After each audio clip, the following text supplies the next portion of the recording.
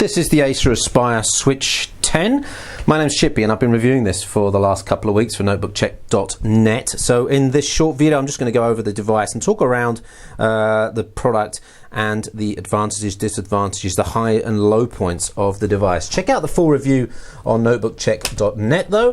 Full review, textual review and loads of performance tests including gaming, temperature, detailed look at the display. But let's just take a look at the device now, go around it and I'll give you an overview of the device and the highs and lows. So as you can see, it's a 2-in-1. It's a lightweight device, very netbook styly. It's 10-inch in diameter on the screen and weighs 1.2 kilograms, which is pretty good for a 2-in-1 device. The actual tablet itself weighing just 585 grams.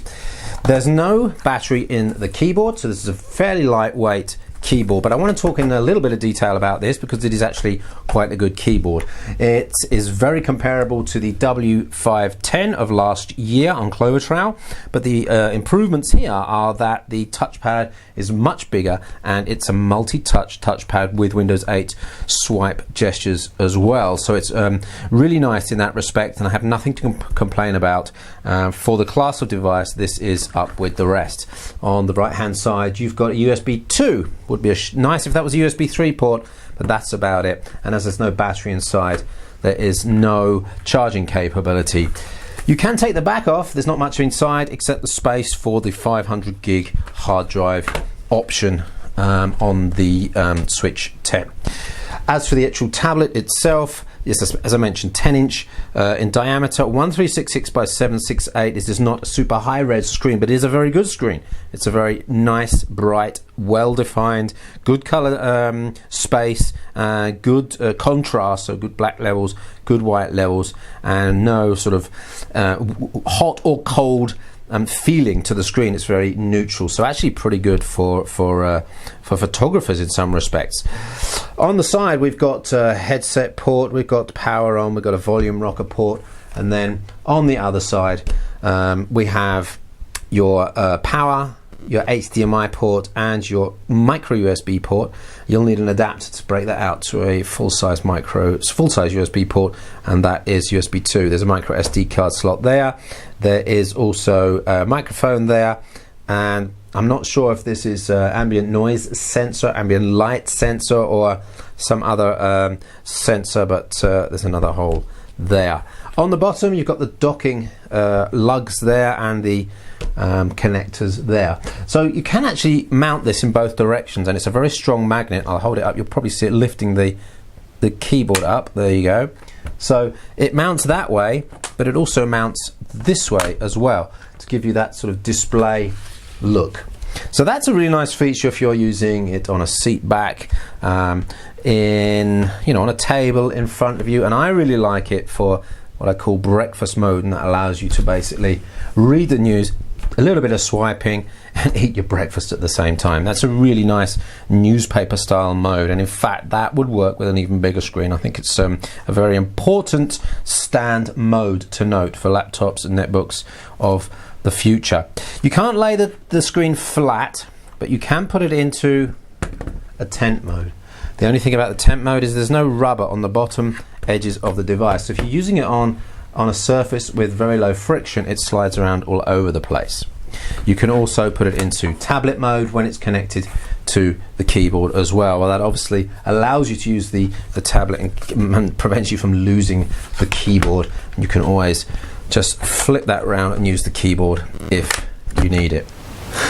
One thing to note then about the screen and the keyboard is that this one doesn't have the 500 gig hard drive in. So if you push the screen all the way back and then take your finger off, you'll see that it's top heavy. Now it is possible to actually take the bottom off, and you could fill this area here with some plasticine and weigh it down. About 100 to 150 grams worth of plasticine would just about fix that problem. And probably the device with the hard drive doesn't have that problem at all. It's only the lightweight version without the hard drive, and there's no battery in the bottom as well to weigh that down. So in general, we've actually got a really nice PC here. If you think about the screen, the keyboard, the mouse, all those really quite good. The Wi-Fi is actually very good as well. I'm quite surprised about that. Performance levels are up there with the best of the Bay Trail T devices from early 2014. This is a slightly refreshed 7345D processor inside, 2 gigs of RAM, so you've got your limits there in terms of how many apps you might be able to run on the device at one time, but it's very smooth. Performance is great, and in fact for some gaming, for example Pinball FX, I found the response of the screen actually pretty impressive. While we're on gaming, let me just mention that this is about it for gaming. The Windows 8 modern UI is the best gaming experience you'll get, and we have tried World of Warcraft in the desktop, but you'll really only get performance out of that on very low settings, and that will be the same for many other Windows 8 desktop games. Another little feature of this is the speakers here, front facing on the tablet, and really quite nice in terms of mid-range. It's a very smooth sound, it's not tinny, it's not piercing at all, and it's actually quite pleasurable. No bass, of course. These are tiny speakers. You won't get anything below about 300 Hertz out of this. Let's talk about the casing quickly. It is a plastic all-round. There's quite a reasonable finish to it. It looks like sort of metal effect. Now, some said that this is an aluminium back. It might be, but it certainly feels a little bit plasticky to me. Maybe it is an aluminium back, I'm not sure, but the rest of it is plastic all round. There's a little bit of flex, and when you open it up, there's a little bit of plastic creaking on the hinge there. Nothing too much to worry about, I think. You probably might be more concerned that the actual locating lugs are plastic. They seem to be very hard, very reinforced, but they are plastic rather than metal, so maybe a little bit less rugged than the previous W510. So at this point I'm going to bring in the Lenovo Mix 210, which is another 10-inch Bay Trail T based device with a very similar sized keyboard. Again, no battery, just a USB port in this. And this one has a 1920 by 1200 display. Performance is very similar, but I have to say I do prefer the Acer Switch screen mechanism, and it actually means that this is a very good all-round mini laptop and tablet, whereas the Mix 10 is really tablet first and then laptop if you really need it for short-term usage. So the Acer Aspire Switch 10 is available now, and it's available for a pretty good price. The 32 gig version of this is available for about 349 euros in Europe, about $379 in the USA. You will have to take care of how you use the storage in it, and you will have to make sure that you buy yourself an SD card and do the necessary configurations to make sure stuff is stored on the SD card. For example, your OneDrive cache needs to be on that SD card, otherwise you will fill up that unit very quickly. There is a 64 gig version available for I think $50 or $60 premium, but overall the pricing is really good, and this is a really nice, solid, well balanced package compared to the T100, the Asus Transformer T100. I think this is extremely competitive, and my personal opinion is that this is slightly better. And in the notebookcheck.net review performance rating, it came out a couple of points above the T100. It is very similar, and if you want more battery life out of a 2-in-1, go for the T100, because the T100 has a slightly bigger battery inside the tablet.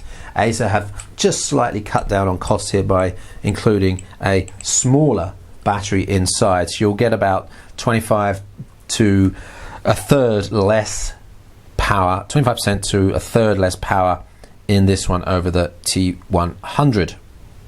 So with a good price and a really nice overall capability, with really nothing problematic to talk about on the Switch 10, I think this is a great buy. And if you don't want the huge battery life of the W510 or the better battery life of the T100, I would actually recommend this one. I think this is a slightly better, just slightly better overall package than the Asus T100. Both are good. If you want more battery life, go for the T100. If you want, not too worried about the battery life, check out the Switch 10.